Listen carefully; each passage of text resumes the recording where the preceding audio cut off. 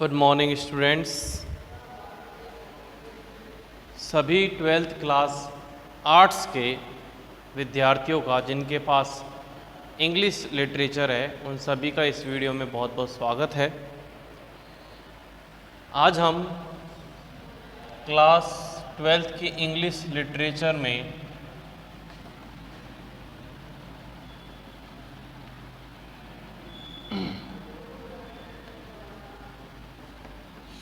English literature के subject में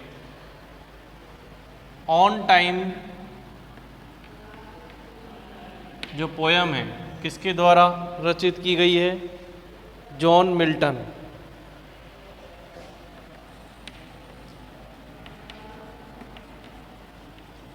कुछ क्वेश्चन आंसर देखेंगे,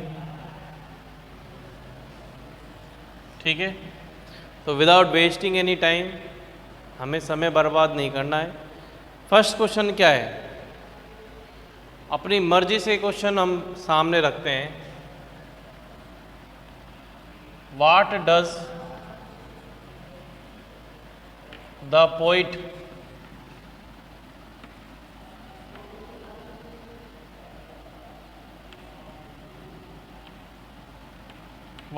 poet provide a preference about time?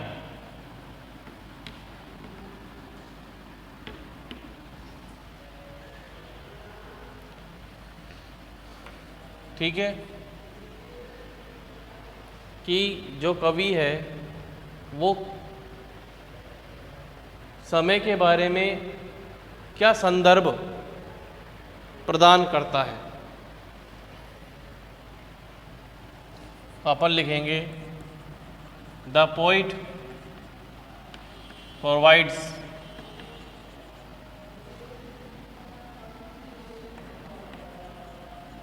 two aspects of time.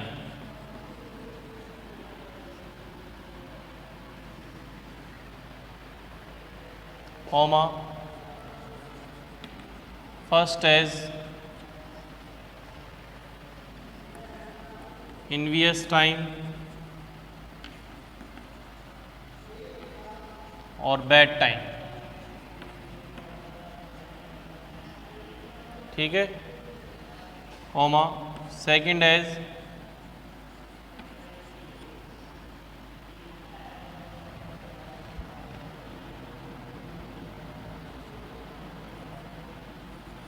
Good time, ठीक है। तो दो प्रकार के पहलुओं को बताता है। ये भी कहता है if we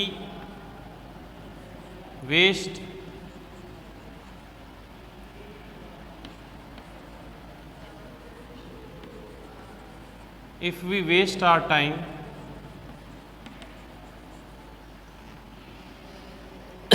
cause of laziness,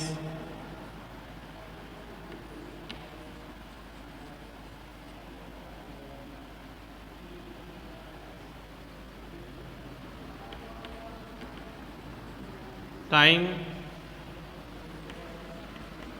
will provide nothing.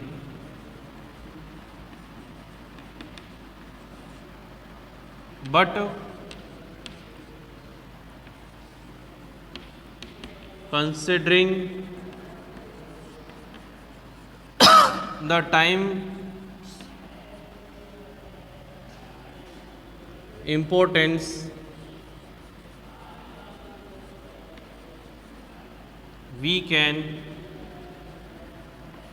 make our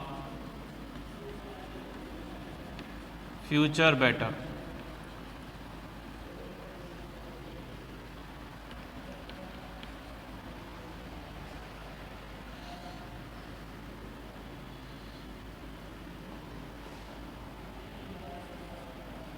The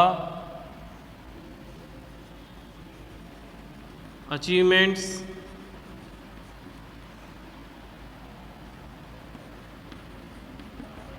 will be provided by time through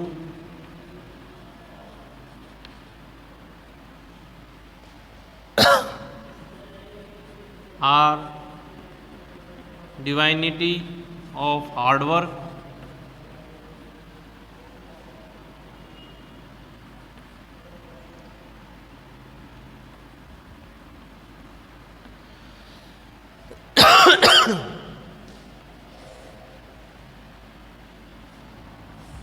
ठीक है। तो इसमें आपको क्या बता रहा है कि किस प्रकार से संदर्भ प्रस्तुत करता है। तो कवि दो प्रकार के, अच्छा समय जो ईर्ष्यालु समय है, और सेकंड अच्छा समय और बुरा समय, एनवियस टाइम को ईर्ष्यालु समय कहा गया है, यानी बैड टाइम को। आगे कहता है कि यदि हम अपने समय बर्बाद करते हैं अपने आलस्य की वजह से, टाइम हमको प्रदान करेगा कुछ भी नहीं। क्या प्रदान करेगा? कुछ नहीं प्रदान करेगा। लेकिन समय की महत्वता को मानते हुए, समझते हुए, we can make our future better, हम अपना भविष्य अच्छा बना सकते हैं। The achievements will be provided, उपलब्धियाँ प्रदान की जाएंगी समय के द्वारा। किसके माध्यम से? थ्रू आर, हमारी दिव्यता, कठिन मेहनत की दिव्यता से। यानी हम अपने अंदर पुरुषत्व जागृत कर सकते हैं, ज्ञान को जागृत कर सकते हैं कठिन मेहनत, सोच, अच्छी समझ के साथ, और यानी समय की महत्वता को जानते या उसको समझकर।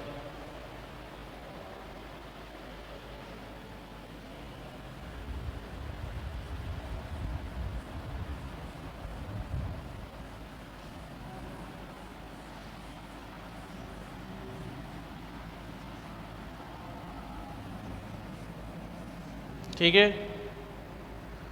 सेकंड क्वेश्चन है,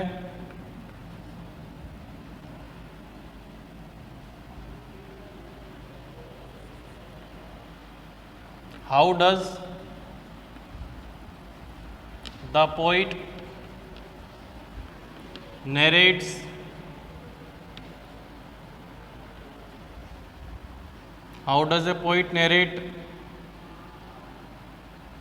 a situation when human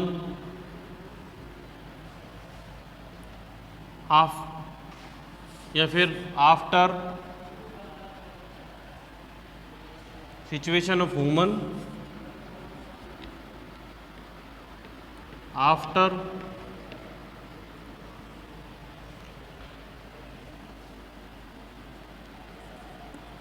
consuming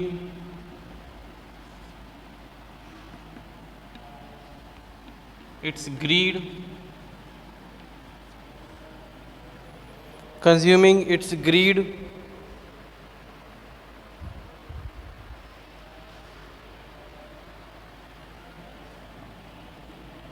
and bad thing या फिर each thing entombed।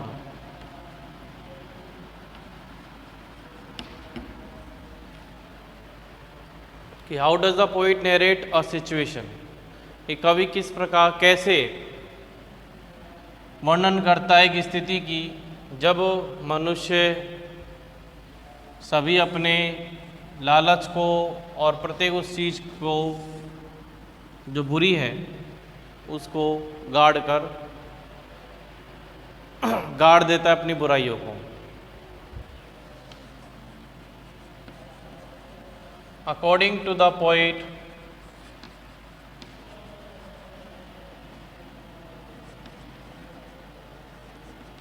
Once we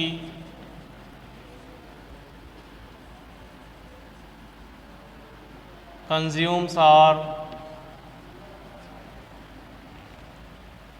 greed,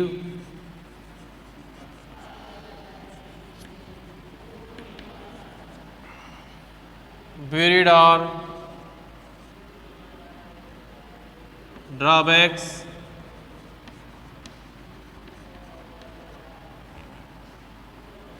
and negativity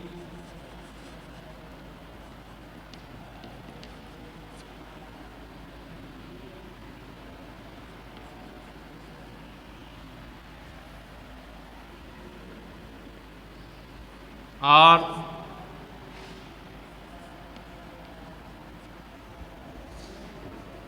soul will be heavenly guided,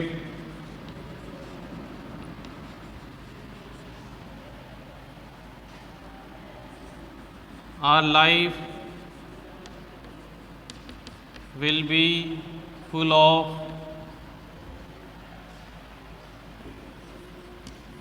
joy and happiness,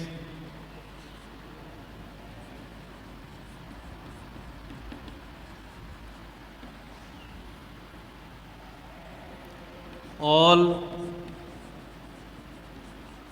earthly grossness will be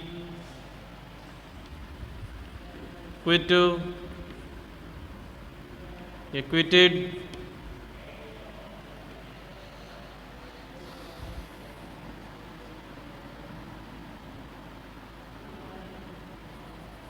the fear of death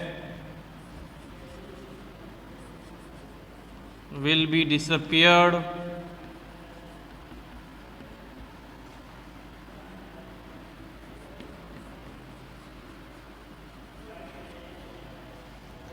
which is mentioned as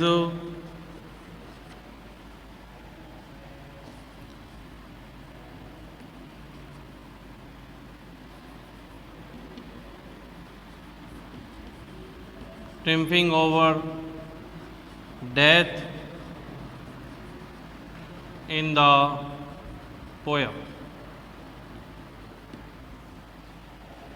ठीक है, तो ये इसका answer है।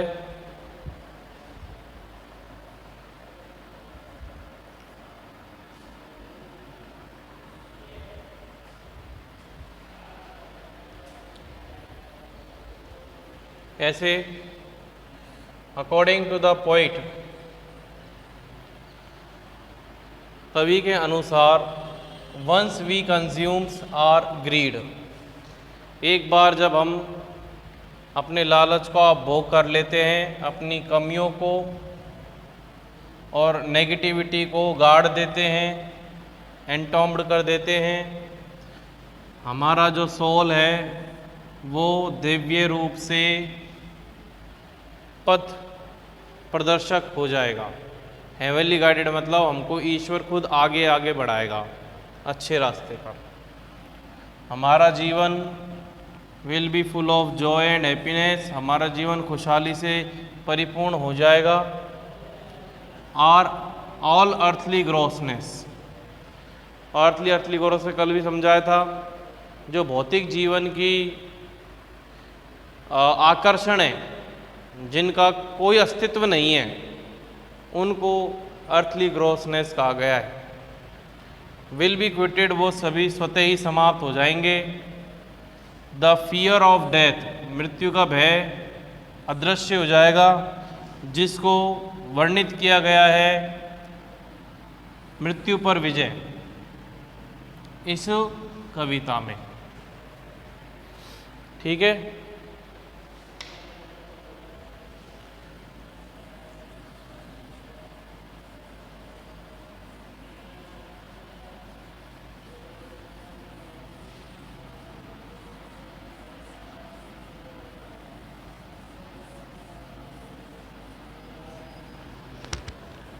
इसके अलावा छोटे छोटे क्वेश्चन हैं जो आपको हम बता दें कि व्यक्ति के जीवन में किस प्रकार का समय घातक होता है।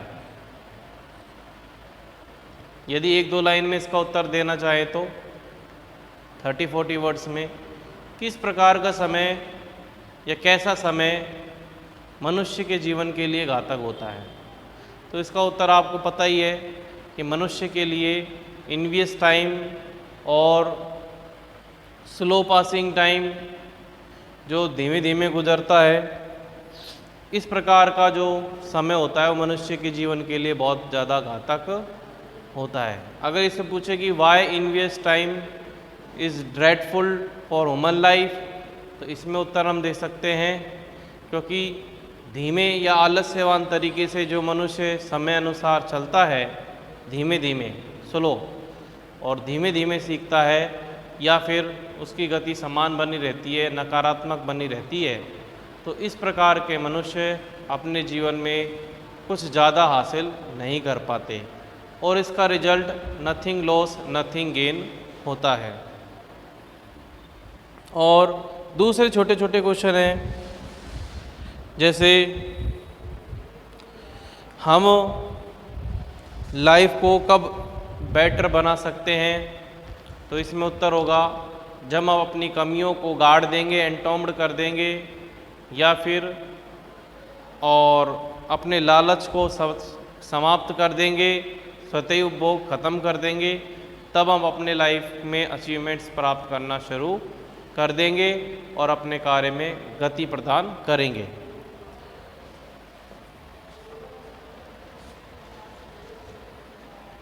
और अगर इससे पूछा जाए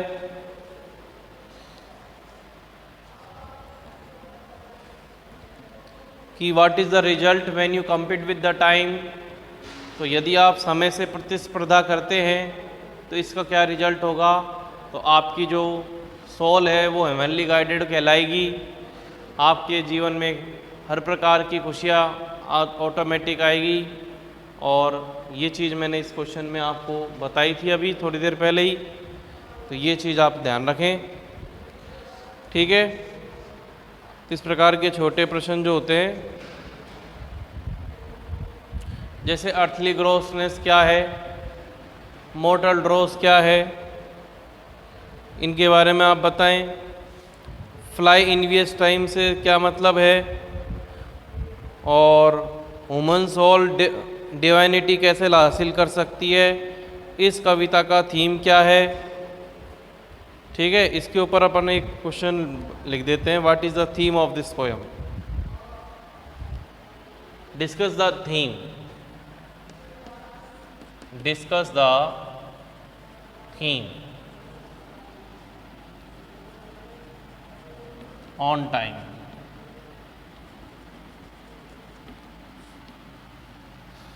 ठीक है,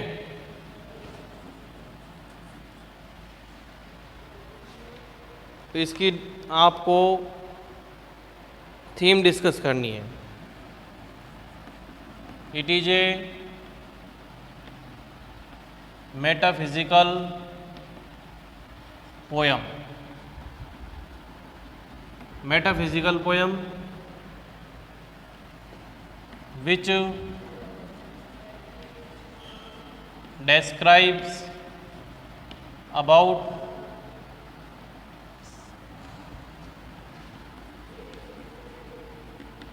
spirituality of life.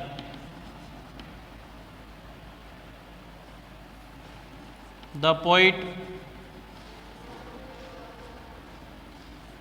provides a vast importance of time for women.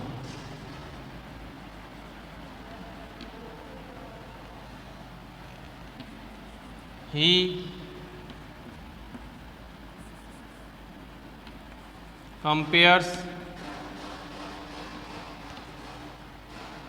human life with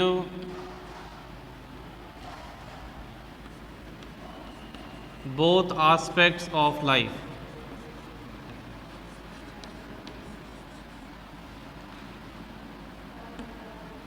तो इस प्रकार से इसका आंसर बनता है कि थीम क्या है, कि इसका पहली बात तो ये एक मेटाफिजिकल पोयम है जो वर्णन करती है जीवन की आध्यात्मिकता के बारे में। कवि जो है प्रदान करता है एक वास्ट इम्पोर्टेंस यानी बहुत विस्तृत महत्वता समय की मनुष्य के लिए। वह समय के दोनों पहलुओं का यानी जीवन के दोनों पहलुओं का मनुष्य के इधर टाइम आएगा, समय के दोनों पहलुओं का मनुष्य के जीवन के साथ कंपेयर करता है। मेटा का मतलब होता है बियॉन्ड, बियॉन्ड का मतलब होता है परे, और फिजिकल का मतलब होता है भौतिक। मेटा यानी बियॉन्ड, और बियॉन्ड यानी परे, यानी से परे, से अलग, से आगे। और फिजिकल का मतलब शरीर, भौतिक।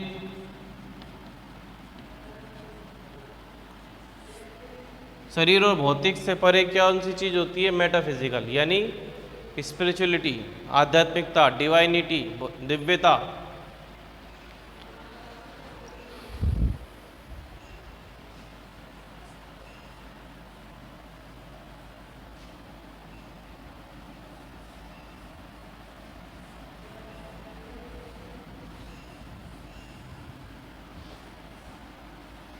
ठीक है भाई। अब जो नेक्स्ट पोयम है आपके, थर्ड पोयम जॉन मिल्टन की ऑन शेक्सपियर।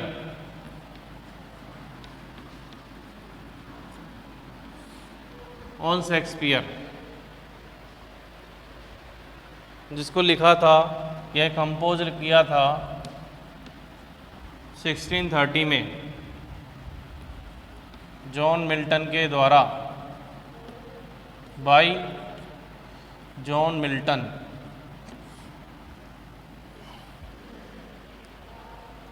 तो ऑन शेक्सपियर, ये कविता जो है विलियम शेक्सपियर के गुणों के बारे में है। विलियम शेक्सपियर में किस प्रकार के गुण थे? तो विलियम शेक्सपियर में के गुण से संबंधित जो बातें बताई गई हैं वो उसके व्यक्तिगतता से नहीं है, यानी वो व्यक्ति कैसा था, ये क्या था, इस प्रकार नहीं। ऑन शेक्सपियर मतलब उसने ऐसे कैसी रचनाएं, ये कार्य किए जिससे लोग उसको महान कहते हैं। जैसे भारत का शेक्सपियर किसको कहते हैं? कालिदास को। भारत का शेक्सपियर किसको कहते हैं? कालिदास को। तो यहाँ पे जॉन मिल्टन विलियम शेक्सपियर के ऊपर एक कविता लिखते हैं। 1630 में ये कविता लिखी गई थी। तो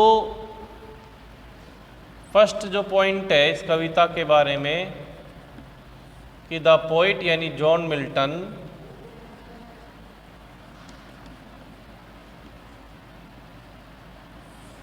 यानी द पोइट यानी मिल्टन जो साहब हैं वो क्या करते हैं?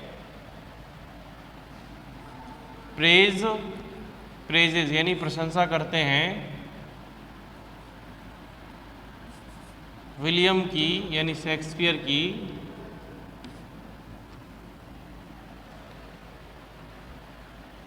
Praise William. Why? He is so great. प्रशंसा करते हैं कि क्यों वो इतना महान है, कि उसकी प्रशंसा में है, उसके कार्यों की महानता के बारे में है, वो कितने महान है वो बारे में बताया गया है। हम विलियम शेक्सपियर को किस प्रकार से आदर दे सकते हैं उसके बारे में बताया गया है, और उसकी महानता को बार बार हर लाइन में दोहराया गया है। किसकी महानता को? William Shakespeare. किसके द्वारा? जॉन मिल्टन के द्वारा।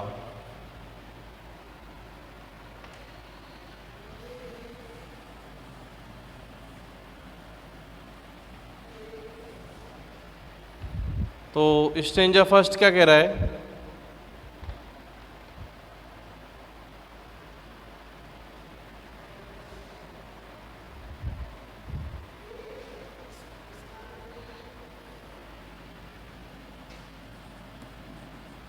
Stranger number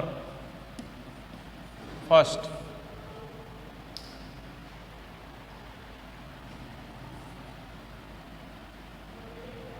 what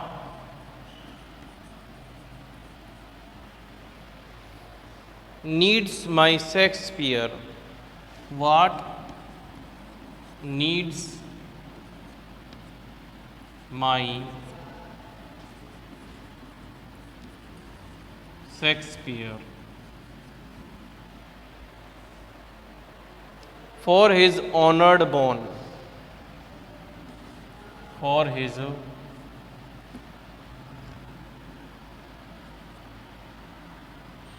honored bone. What needs my Shakespeare for his honored bones? The labor of an age, the labor of an age, the labor of an age in piled stones, in piled stones,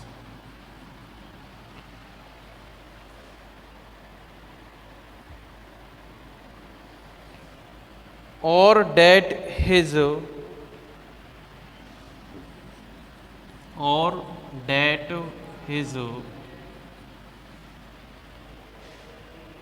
hallowed relic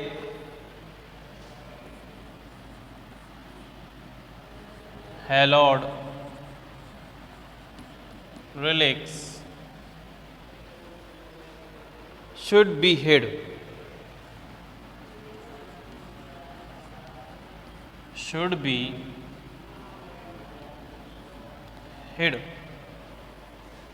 under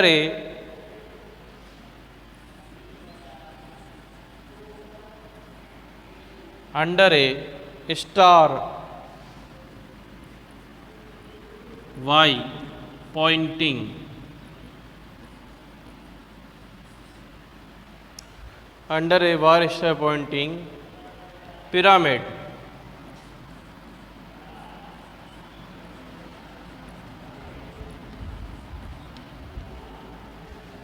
ठीक है भाई, ये first stanza है।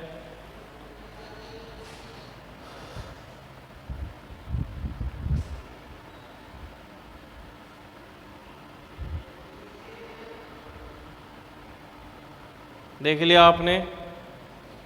अब इसके कुछ word meanings हैं।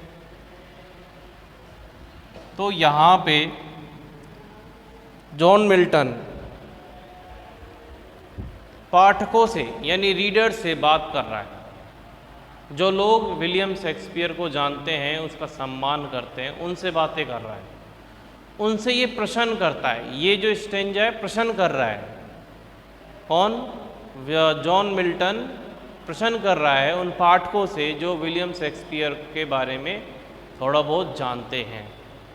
ध्यान रखना, थोड़ा बहुत जानते हैं, उनके बारे में बात कर रहा है। तो विलियम शेक्सपियर बहुत ही महान। अब देखो, जब कालिदास की तुलना विलियम शेक्सपियर से कर दी तो कालिदास तो अपने आप में कितना महान कवि है, कितना महान लेखक है। तो विलियम शेक्सपियर भी अपने आप में बहुत महान लेखक है। तो व्हाट नीड्स, क्या आवश्यकता है मेरे शेक्सपियर को या फिर मेरे शेक्सपियर को क्या आवश्यकता है फॉर हिज ऑनर्ड, कि उसकी जो सम्मानित हड्डियां हैं उनको, यानी विलियम शेक्सपियर मर चुका है, डेड है, तो विलियम शेक्सपियर की हड्डियों के बारे में बोल रहा है कि क्या आवश्यकता है मेरे विलियम शेक्सपियर की जो सम्मानित हड्डियां हैं उनको क्या आवश्यकता है।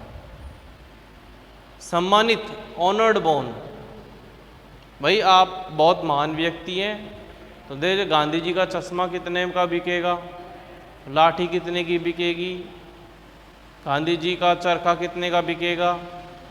महान व्यक्तियों की महान चीज़ें भी महान कहलाती हैं, इसलिए यहाँ पर बोन्स के आगे ऑनर्ड लिखा गया है। सम्मानित बोन्स, क्या आवश्यकता है, ठीक है, सम्मानित।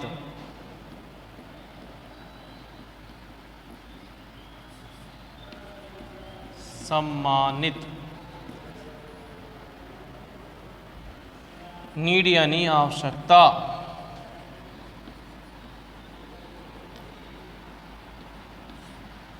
बोन्स यानी हड्डियां।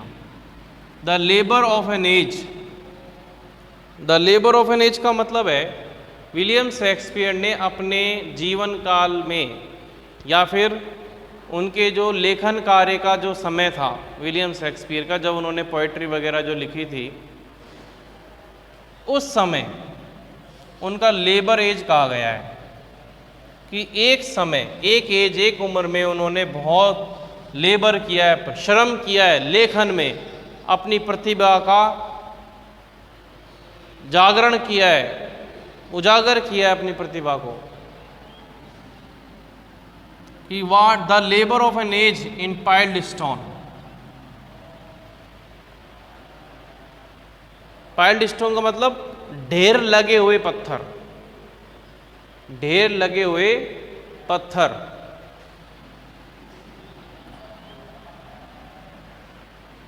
और that his hallowed relic, hallowed का मतलब होता है पवित्र, होली।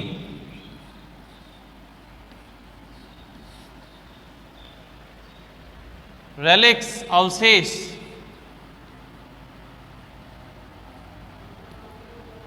रेलिक्स का मतलब होता है अवशेष।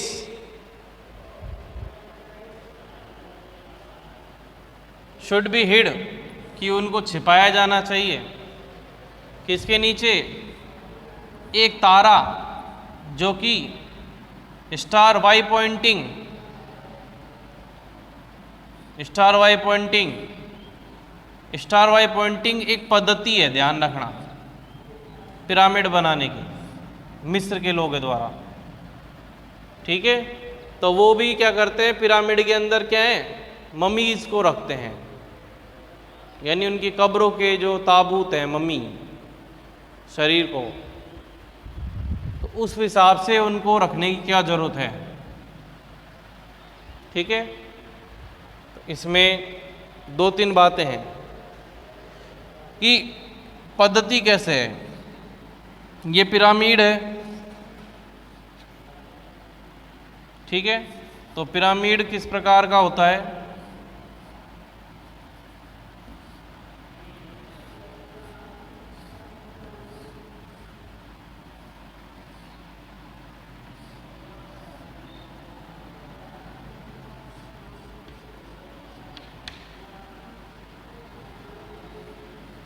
इस प्रकार का पिरामिड होता है।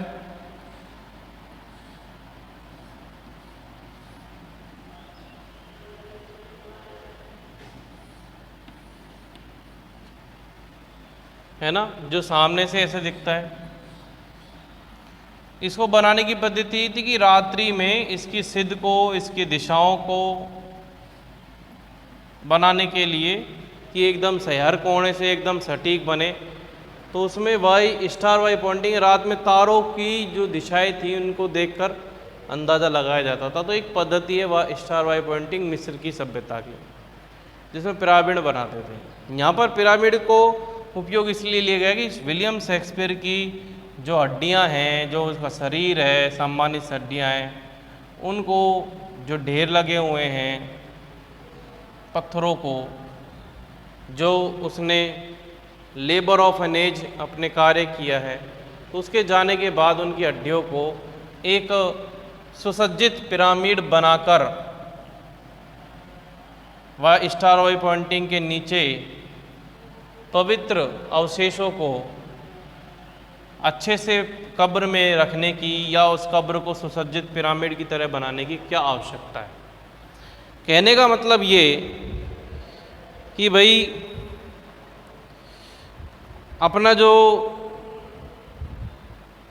शेक्सपियर है, माई शेक्सपियर जिसको बोलेंगे, शेक्सपियर के जन्म दिवस पर कवि अपने भावों को प्रकट करते हुए लिखता है कि क्या शेक्सपियर के शव पर मैं उसके युगों युगों तक प्रभावित उसकी रचनाओं को याद में पत्थरों के ढेर करके यादगार स्तंभ बनाऊं, और इसकी आवश्यकता मेरे प्रिय शेक्सपियर को नहीं है। कवि द्वारा वर्षों तक अथक परिश्रम करने के पश्चात इन रचनाओं का निर्माण किया। शेक्सपियर की कब्र पर यादगार स्तंभ के निर्माण के बारे में कवि प्रश्न पूछ रहा है कि क्या उसे ऐसा करना चाहिए। कवि आगे ये प्रश्न करता हुआ कहता है कि उसके पवित्र अवशेषों के सितारों के आकार का एक पिरामिड बनाकर उसके अवशेषों को छिपा देना चाहिए। ये कहना चाह रहा है कि कोई व्यक्ति अपने कार्य से महान बनता है तो उसको महान बनाने के लिए दूसरा लोग क्या करते हैं। जैसे शाहजहां ने मुमताज़ के लिए ताजमहल बना दिया तो मुमताज़ महान हो गई? नहीं।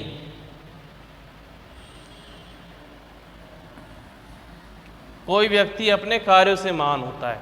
इसलिए क्या आवश्यकता है मेरे शेक्सपियर को कि उसकी जो ऑनर्ड बोन है उसके ढेर को, ये बाद में उसकी ऑनर्ड बोन को एक पत्थरों के ढेर में या फिर उसकी जो पवित्र अवशेषों को एक पिरामिड बनाकर ढककर सुसज्जित करके बनाया जाए। क्या आवश्यकता है बताओ? इसकी कोई आवश्यकता नहीं है।